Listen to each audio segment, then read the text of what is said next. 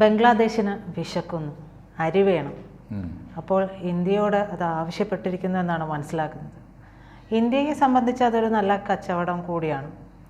ഇതിപ്പോൾ ആദ്യമായിട്ടല്ല, പക്ഷേ ഈ വിഷയങ്ങളെല്ലാം തന്നെ കൊടുമ്പിരി കൊണ്ടിരിക്കുന്ന ഒരു സമയത്തും ഇന്ത്യയോട് ഇത് ആവശ്യപ്പെട്ടിരിക്കുന്നു. എന്താ മാഷെ നമ്മൾ മനസ്സിലാക്കുന്നത്? അത് വളരെ സിമ്പിളാണ്. ഈ മക്കള്, ഈ ഗുരുത്തം കെട്ട മക്കൾ ചിലപ്പോൾ യാഥാർത്ഥ്യം മറന്നു പോകും. ഇവർക്കറിയാം ചോദിക്കാനൊരു അമ്മയോ ചേച്ചിയോ ഒക്കെ ആയിട്ട് ഇന്ത്യയുള്ളൂ. ഭാരതാംബ എന്നും അങ്ങനെ പെരുമാറിയിട്ടുണ്ട് അവരോട്. ഇന്ത്യ ഇല്ലെങ്കിൽ ബംഗ്ലാദേശ് എന്ന രാജ്യമില്ല.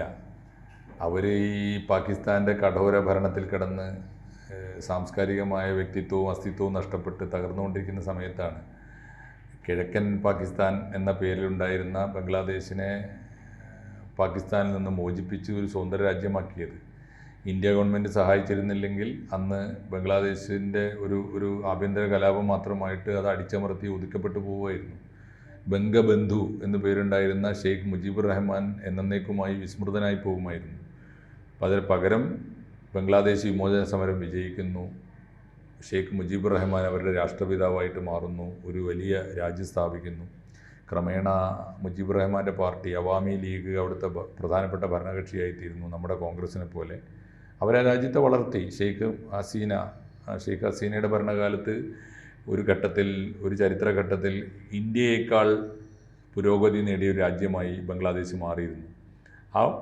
ആ ബംഗ്ലാദേശിനെ പിന്നീട് വലിയ തോതിൽ നശിപ്പിച്ചതിൽ അവിടുത്തെ ഈ ഷെയ്ഖ് ഹസീനയുടെ ഭരണത്തിൻ്റെ ഒരു പ്രത്യേകത, ഏറെക്കുറെ അവർ സെക്കുലറായിരുന്നു. അവർ ദേശീയ ബോധമുള്ളവരായിരുന്നു. ഇന്ത്യയെ എപ്പോഴും സഹോദരന്മാരായിട്ട് കണ്ട, ഒരേ ഭാഷ സംസാരിക്കുന്ന ധാരാളം ബംഗാളി എന്ന് പറയുന്നത് ബംഗാളി ഭാഷ സംസാരിക്കുന്ന എല്ലാവരുമാണ്. ബംഗ്ലാദേശിലുള്ളതുപോലെ അത്രയും ആളുകൾ ഇപ്പുറത്തും ഇന്ത്യയിലും ഉണ്ട്. അവരെ സഹോദരങ്ങളായിട്ട് കണ്ട ഒരു പാരമ്പര്യം ഉണ്ടായിരുന്നു. അതിന് പകരം ഇസ്ലാമിക മൗലികവാദികളും തീവ്രവാദികളും ആയ ആളുകൾ, കടുത്ത വർഗീയവാദികളും മൗലികവാദികളുമായ ആളുകളാണ് അവാമി ലീഗിനും ഷെയ്ഖ് ഹസീനയ്ക്കും എതിരായിട്ട് ബംഗ്ലാദേശിൽ വളർന്നു വന്നത്. അവർക്ക് അമേരിക്കൻ സാമ്രാജ്യത്വത്തിൻ്റെ പിന്തുണ കിട്ടിയപ്പോഴാണ് കഴിഞ്ഞ കഴിഞ്ഞ വർഷം ജൂലൈ ഓഗസ്റ്റ് മാസങ്ങളിൽ അവിടെ വലിയ കലാപം നടന്നത്, നൂറുകണക്കിന് ആളുകൾ കൊല്ലപ്പെട്ടത്, ഭരണകൂടത്തിൻ്റെ മുഴുവൻ ആസ്ഥാനവും തകർക്കപ്പെട്ടത്. അത് അമേരിക്കയുടെ പണമുണ്ടായി. മാത്രമല്ല, വിദ്യാർത്ഥികളെ ഇളക്കി വിട്ട് കലാപം ഉണ്ടാക്കാനുള്ള ആഗോള ഫണ്ടിങ് വന്നു. അതിന് ഈ മുഹമ്മദ് യൂനിസിനെ പോലുള്ള ഒരാളുടെ നേതൃത്വം ഉണ്ടായി. മുഹമ്മദ് യൂനിസ് ഒരു പ്രോഡക്റ്റാണ് അമേരിക്കയുടെ. അദ്ദേഹം സത്യത്തിൽ ഒരു സാമ്പത്തിക വിദഗ്ധനാണ്, ഒരു ഫൈനാൻസിയറാണെന്ന് പറയാം. അല്ലെങ്കിൽ നമ്മുടെ നാട്ടിലെ ഒരു ചിട്ടി കമ്പനി നടത്താൻ പറ്റുന്ന ഒരാളുടെ പണിയാണ്. ആ പണിയാണ് അദ്ദേഹത്തിന്. പക്ഷേ അദ്ദേഹത്തിന് സമാധാനത്തിലുള്ള നോബൽ പ്രൈസ് കൊടുത്തു. നമ്മുടെ വെള്ളാപ്പള്ളി നടേശനൊക്കെ നന്നായി നടത്തിക്കൊണ്ടു പോകുന്ന മൈക്രോ ഫൈനാൻസാണ് ഇദ്ദേഹം അവിടെ നടപ്പാക്കിയത്. അതുകൊണ്ട് ആ നാടിൻ്റെ ദാരിദ്ര്യത്തിന് വലിയ വിമോചനമൊന്നും ഉണ്ടായിട്ടില്ല. പക്ഷേ അമേരിക്ക അദ്ദേഹത്തെ വലിയ മഹാനാക്കി അദ്ദേഹത്തിന് നോബൽ പ്രൈസ് കൊടുത്തു. അതിന് അമേരിക്കയുടെ ഒരു പങ്കുണ്ടായിരുന്നു, വളരെ പ്രകടമായ പങ്കാണ്. കാരണം അമേരിക്കക്ക് ബംഗ്ലാദേശിൽ വലിയ താല്പര്യങ്ങളുണ്ട്. ഒന്ന്, ബംഗ്ലാദേശ് ഇന്ത്യയുടെ അയൽ രാജ്യമാണ്. ഈ ഇന്ത്യ ബംഗ്ലാദേശ് അല്ലെങ്കിൽ ഇന്ത്യ വൻകര ഉണ്ടല്ലോ, ഇന്ത്യ ഉപഭൂഖണ്ഡം, ആ ഉപഭൂഖണ്ഡത്തിൽ അമേരിക്കക്ക് കാര്യമായി കടന്നു കയറാൻ പറ്റിയിരുന്നില്ല. കുറച്ചെങ്കിലും സ്വാധീനം ഉണ്ടായിരുന്നത് പാകിസ്ഥാനിലാണ്. അതേസമയത്ത് ഇപ്പുറത്ത് ബംഗ്ലാദേശിനോട് ചേർന്ന് ഒരുപാട് രാജ്യങ്ങളുണ്ട്, തൊട്ടടുത്ത് ഒരുപാട് രാജ്യങ്ങളുണ്ട്. ആ രാജ്യങ്ങളൊക്കെ ദരിദ്ര രാജ്യങ്ങളാണ്. എല്ലാ രാജ്യങ്ങളെയും ഇവർക്ക് സ്വാധീനിക്കണമെങ്കിൽ ഒരു താവളം വേണം. അപ്പോൾ അമേരിക്ക പോർട്ടില്ലാത്തതിൻ്റെ പ്രതിസന്ധി ഇപ്പോഴും അവർ നേരിടുന്നുണ്ട്. അതിനുവേണ്ടി ഇപ്പോഴും ബംഗ്ലാദേശിനോട് ബാർഗെയിൻ ചെയ്യുന്നുണ്ട്. പക്ഷേ ആ ബാർഗെയിനിങ്ങിനെ തടഞ്ഞു നിർത്തുന്നത് ചൈനയാണ്. ചൈനയ്ക്ക് തുറമുഖം കൊടുക്കണമോ പാകിസ്ഥാന് അമേരിക്കയ്ക്ക് കൊടുക്കണമോ എന്ന ചോദ്യത്തിന് മുമ്പിൽ എപ്പോഴും ഇന്നത്തെ സാഹചര്യത്തിൽ ബംഗ്ലാദേശ് ചൈനയ്ക്കാണ് കൊടുത്തത്. അതിൻ്റെ കാരണം ചൈനയാണ് അടുത്തുള്ളത്. ചൈനയാണ് കൂടുതൽ വമ്പൻ ശക്തൻ. ചൈനയുടെ വ്യാപാരമാണ് ഇവർക്ക് ആവശ്യമുള്ളത്. അതുകൊണ്ട് അമേരിക്കയെ തള്ളുകയും ചൈനയെ സ്വീകരിക്കുകയും ചെയ്യുന്നുണ്ട് ബംഗ്ലാദേശ്. അതൊക്കെയാണ് ഷെയ്ഖ് ഹസീനയോടുണ്ടായിരുന്ന വിരോധം. അതുകൊണ്ടാണ് അവർ കലാപം ഉണ്ടാക്കിയത്. അപ്പോഴും ഇവർ മറന്നുപോയൊരു കാര്യം, എന്നിട്ട് ഷെയ്ഖ് ഹസീന പ്രാണനും കൊണ്ട് ഓടി വന്നത് ഇന്ത്യയിലേക്കാണ്. വേറെ എവിടെ പോകാനാണ് അവർ വന്നപ്പോൾ ഇന്ത്യ അതിന് വലിയ അഭയം കൊടുത്തു. അപ്പോഴാണ് ബദൽ ഗവൺമെൻറ്റുമായിട്ട് ഈ മുഹമ്മദ് യൂനിസ് വരുന്നത്. അദ്ദേഹത്തെ ഗവൺമെൻറ്റിൻ്റെ ചീഫ് അഡ്വൈസറാണ്. എവിടെ നിന്നാണ് അഡ്വൈസർ എന്നൊന്നും ആർക്കും അറിഞ്ഞൂടാ. കാരണം അങ്ങനെ ഒരു പോസ്റ്റ് ബംഗ്ലാദേശ് ഭരണഘടനയിലില്ല. ലോകത്തിലെ ഒരു രാജ്യത്തിനും അഡ്വൈസർ എന്നൊരു പദവിയില്ല. അങ്ങനെയാണല്ലോ. അപ്പോൾ അദ്ദേഹം ഇപ്പോൾ അവിടെ ചെയ്തുകൊണ്ടിരിക്കുന്ന അഡ്വൈസ് എന്താണ്? അവിടെ നടന്നുകൊണ്ടിരിക്കുന്ന കാര്യം ഒന്ന്, ഷെയ്ഖ് ഹസീനയെ ആട്ടി ഓടിച്ചു. എന്നിട്ട് നാട്ടിൽ ഈ അമേരിക്കൻ പിന്തുണയോടുകൂടി അവിടുത്തെ മതമൗലികവാദികളും തീവ്രവാദികളും നടത്തിയ കലാപം. മതമൗലികവാദികളും തീവ്രവാദികളും ആണ് എന്നുള്ളതിൻ്റെ തെളിവെന്താ? ഷെയ്ഖ് ഹസീനയുടെ കാലത്ത് സമാധാനത്തോടെ കഴിഞ്ഞുകൂടിയിരുന്ന ന്യൂനപക്ഷങ്ങൾ, പ്രത്യേകിച്ച് ഹിന്ദു ന്യൂനപക്ഷങ്ങൾ, അവർക്കെതിരെയല്ല വലിയ ആക്രമണങ്ങൾ നടന്നത്. അതിൻ്റെ അർത്ഥം എന്താ? ഹസീനയുടെ കാലത്ത് ഇത്രയും കാലമായിട്ട് 1971 തൊട്ട് അവിടെ യാതൊരു കുഴപ്പമില്ലാതെ ഈ ഹിന്ദുക്കളും അവരുടെ ക്ഷേത്രങ്ങളും ദേവാലയങ്ങളും സ്വാമിമാരും മഠങ്ങളും ഒക്കെ അവിടെ ഉണ്ടായിരുന്നു എന്നല്ലേ?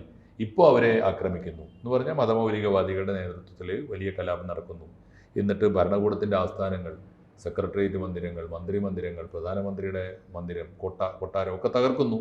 അവർ പ്രാണനും കൊണ്ട് ഓടിയതാണ്. അപ്പോൾ ഇപ്പോഴത്തെ അതിനുശേഷം വന്ന ഈ ഇടക്കാല ഗവൺമെൻറ്റിൽ ആരുമില്ല. മുഹമ്മദ് യൂനുസും അദ്ദേഹത്തിൻ്റെ കുറച്ച് പണിയാളുകളായിട്ട് അദ്ദേഹം നിയമിച്ച അമേരിക്കൻ പാവകളായ കുറച്ച് ഉദ്യോഗസ്ഥന്മാരും. യൂനുസാണ് തീരുമാനിക്കുന്നത്. യൂനുസ് ഇപ്പോൾ ചെയ്യുന്ന പണി എന്താ? ഒന്ന്, അദ്ദേഹത്തിന് ഈ കലാപം നടന്ന കാലത്തെ കുറ്റവിചാരണ. ഒരു കലാപം നടന്നാൽ ആദ്യം ചെയ്യേണ്ട ഏത് ഗവൺമെൻറ് ആയാലും സമാധാനം വരുത്താനുള്ള നടപടികളെടുക്കും. പോലീസിനെയും പട്ടാളത്തിനെയും. അപ്പോൾ പട്ടാളത്തിനും പോലീസിനും നേരെ വന്നാൽ മന്ദിരങ്ങളും സർക്കാർ ഓഫീസുകളും സെക്രട്ടേറിയറ്റുകളും തകർക്കാൻ വന്നാൽ എന്ത് ചെയ്യും? അവർ സ്വാഭാവികമായിട്ടും വെടിവെക്കും. അങ്ങനെ നടന്ന മരണങ്ങളാണ്. ആ മരണം കൊലക്കുറ്റമായി. രാഷ്ട്രീയ കൊലപാതക കുറ്റം, രാഷ്ട്രീയ കൂട്ടക്കൊല. അതിലൊന്നാം പ്രതി ഷെയ്ഖ് ഹസീനയെ തിരിച്ചു കൊണ്ടുപോകണം. ഇപ്പോൾ അതാണ് അവരുടെ ഒരു ഡിമാൻഡ്. ഹസീനയെ കൊണ്ടുപോയി അവിടെ വിചാരണ ചെയ്യണം. പക്ഷേ ഇതിനിടയിൽ കുറച്ച് മാങ്ങയൊക്കെ കയറ്റി വെച്ചിരുന്നു നയതന്ത്ര ബന്ധം ഇതാണ് സ്ഥാപിക്കാൻ വേണ്ടി. ശരിയാണ്. മാങ്ങ മാത്രമല്ല, ഇതിൽ ഓർക്കേണ്ട ഒരു കാര്യം ഇത്രയേ ഉള്ളൂ. ഇതിനിടയിൽ ഇപ്പോൾ ഷെയ്ഖ് ഹസീനയെ കൊണ്ടുപോയി അവിടെ കൊല്ലാൻ ശ്രമിക്കുന്നു. വേറൊന്ന്, അവിടെ ഇലക്ഷൻ ഞാൻ ഉടനെ ജനാധിപത്യ പ്രക്രിയ പുനഃസ്ഥാപിക്കുന്നതാണ് അദ്ദേഹം പറഞ്ഞിരുന്നത്. കുറേ കാലമായി വന്നിട്ട് ഇപ്പോൾ 2027 ഇലക്ഷൻ നടത്തുമെന്ന് പറയുന്നുണ്ട്. അതിനുവേണ്ടി ഒരു കണ്ടീഷൻ വെച്ചിട്ടുണ്ട്. ഇലക്ഷൻ നടത്തണമെങ്കിൽ അവാമി ലീഗിനെ നിരോധിക്കണം എന്ന് പറഞ്ഞാൽ ഇത്രയും കാലം നാട് ഭരിച്ച ഷെയ്ഖ് ഹസീനയുടെ പാർട്ടി ഇല്ലാത്ത ഇലക്ഷൻ എന്ന് പറഞ്ഞാൽ അത് ജനാധിപത്യപരമാകുമോ? അല്ല. അപ്പോൾ ഈ സമയത്തും ഇവർ മറന്നു പോകുന്നൊരു കാര്യമുണ്ട്. ഇന്ത്യയെ ശത്രുവായി പ്രഖ്യാപിക്കുന്നു. ഹസീനയെ സംരക്ഷണം കൊടുത്തു എന്നതാണ് ഇന്ത്യ ചെയ്ത കുറ്റം. ബംഗ്ലാദേശിനെ ഉണ്ടാക്കി കൊടുത്തു എന്നാണ് ഇന്ത്യ ചെയ്ത കുറ്റം. മാത്രമല്ല, ബംഗ്ലാദേശിന് ദാരിദ്ര്യവും കഷ്ടപ്പാടും പട്ടിണിയും വരുമ്പോഴൊക്കെ സഹായിച്ചു, എപ്പോഴും സഹായിച്ചിട്ടുണ്ട്. ഇനി വേറൊരു കാര്യം കൂടി, നീ പറഞ്ഞ മാങ്ങ അയച്ചു കൊടുത്തിട്ടുണ്ട്. മാങ്ങ മാത്രമൊന്നുമല്ല, ഇതിനു മുമ്പ് അരി ചോദിച്ചിരുന്നു. പക്ഷേ ഇന്ത്യ ഗവൺമെൻറ് സൗജന്യമായിട്ട് അരി കൊടുത്തിരുന്നൊരു കാലമുണ്ട്. പിന്നെ നമുക്കും അത് ആവശ്യത്തിൽ കൂടുതൽ കൊടുക്കാൻ കഴിയില്ല. അപ്പോൾ നമ്മൾ വെച്ചത് നമ്മുടെ ഇന്ത്യൻ കോർപ്പറേറ്റ്സിനോട് അവർക്ക് ന്യായമായ വിലക്ക് ഇന്ത്യൻ സബ്സിഡിയോട് കൂടി അവർക്ക് അരി കൊടുക്കാൻ പറഞ്ഞു. അങ്ങനെയാണ് അരി കൊടുക്കുന്നത്. അത് കൊടുത്തത് തീർന്നപ്പോഴാണ് വീണ്ടും ചോദിക്കുന്നത്. അപ്പോഴും ചോദിക്കുന്നത് നമ്മളോടാണെന്ന് ഓർക്കണം. അതെ, അത്രയും ധൈര്യത്തിൽ ഒരു വിശ്വാസത്തോടു കൂടി ചോദിച്ചാൽ, അതായത് ചോദിച്ചാൽ കിട്ടും. ഇതൊക്കെ കാണിച്ചാലും ചോദിച്ചു കഴിഞ്ഞാൽ ഇന്ത്യ ഒരിക്കലും തള്ളിക്കളയില്ല എന്നുള്ളത്. ഇന്ത്യക്ക് ഒരു അമ്മയുടെ മനസ്സാണ്. അതാണ് എൻ്റെ കാര്യം. ഇനി വേറൊന്നുകൂടി പലരും വേണ്ടത്ര അറിയാത്തതും പറയാത്തതുമായ ഒരു കാര്യം കൂടി ഞാൻ പറയാം.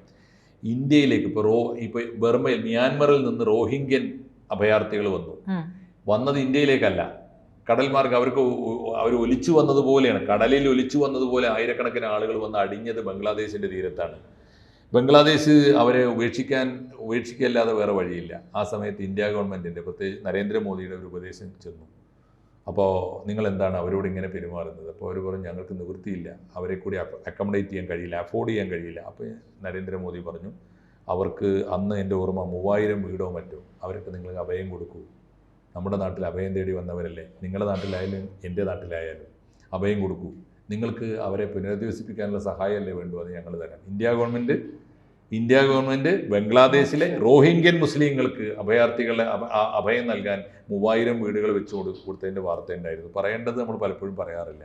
അപ്പോൾ അങ്ങനെ ഒരു നാടാണ് ഇന്ത്യ. ഇന്ത്യക്ക് അത് സാധിക്കും, ഇന്ത്യക്കേ സാധിക്കൂ. കാരണം ഇന്ത്യ എന്ന് പറയുന്ന ഒരു സംസ്കാരത്തിൻ്റെ പേരാണ്. ഭാരതീയത എന്ന് പറയുന്നത് ദീനബന്ധു ആണ്, അതിഥി ദേവോ ഭവയാണ് നമ്മുടെ സങ്കല്പം. അതാണ്. അതുകൊണ്ട് ആരെയും നമ്മൾ ഉപേക്ഷിക്കില്ല. ശത്രുവിനെയും ആപൽഘട്ടത്തിൽ ശത്രു വന്ന് ഞാൻ മരിക്കാൻ പോകുന്നു, എനിക്ക് ഒരു തുള്ളി വെള്ളം തരുമെന്ന് പറയുമ്പോൾ മുഖത്ത് ചവിട്ടുന്നവരല്ല നമ്മൾ. അത് ഇവർക്കും നല്ല വിശ്വാസമുണ്ട്. അതുകൊണ്ട് ഇന്ത്യയോട് എങ്ങനെയൊക്കെ പെരുമാറിയാലും, ഇന്ത്യയെക്കുറിച്ച് എന്തൊക്കെ പ്രചരിപ്പിച്ചാലും ഇന്ത്യയെ സഹായത്തിന് ഉണ്ടാവുള്ളൂ എന്നറിയാം. അതുകൊണ്ട് തന്നെയാണ് വീണ്ടും നിലവിളിക്കുമ്പോൾ അമ്മ ഭാരതാംബേ വലുതും തരണേ എന്ന് നിലവിളിക്കുന്നത്. അത് ഇന്ത്യയുടെ മഹത്വമാണ്, ഇവരുടെയൊക്കെ ഗതികേടുമാണ്. അല്ലെങ്കിൽ നാണക്കേട് എന്ന് നമ്മൾ പറയുന്നില്ല, നന്ദികേട് എന്നുകൂടി പറയണം. ഇതൊക്കെ വാങ്ങിപ്പോയിട്ട് പിന്നെയും ഇന്ത്യക്കെതിരായിട്ട് എല്ലാം നീക്കും. ഒറ്റ ഒടുവിൽ ഓർത്താൽ മതി, ഓപ്പറേഷൻ സിന്ദൂറിൻ്റെ കാലത്ത് ഇതേ മുഹമ്മദ് യൂനുസ് ചൈനയിലേക്കാണ് പോയത്. ചൈനയിൽ പോയിട്ട് ഷീ പിങ്ങിനെ കണ്ടു. എന്തിനെന്നറിയോ? പാകിസ്ഥാനെ ഇന്ത്യ ആക്രമിക്കുന്നു, ഇത് നല്ല സമയമാണ്, ഈ സമയത്ത് ഇന്ത്യയെ ആക്രമിക്കണം, ഞങ്ങൾ തയ്യാറാണ്, നിങ്ങൾ സഹായിക്കുമെങ്കിൽ എന്ന് പറഞ്ഞാൽ ചൈനയുടെ സഹായം കിട്ടിയാൽ ഇന്ത്യയെ ആക്രമിക്കാൻ ഞങ്ങൾക്ക് മതിയായ കാരണമുണ്ട്, ഞങ്ങളുടെ പ്രധാനമന്ത്രിയെ ഇന്ത്യ സംരക്ഷിച്ച് നിർത്തിയിരിക്കുകയാണ്. അങ്ങനെ പറയാൻ പോയ രാജ്യമാണ്. നമ്മൾ ഓർക്കണം, ആ രാജ്യത്തിനും നമ്മൾ അന്നം കൊടുക്കുന്നു. അതാണ് ഇന്ത്യയുടെ മഹത്വം. കാണേണ്ടവർ കാണട്ടെ. അത് ഇന്ത്യക്കാർക്കും നല്ല പാഠം തന്നെയാണ്. ഇതാണ് ഇന്ത്യ. ഇന്ത്യയെ നാഴികക്ക് 40 വട്ടം കുറ്റം പറയുന്നവർക്കും ഇന്ത്യക്ക് അതിൻ്റെ സംസ്കാരത്തിൽ നിന്ന് മാറി സഞ്ചരിക്കാനാവില്ല എന്ന വലിയ പാഠം നൽകുന്നുണ്ട് ഇത്.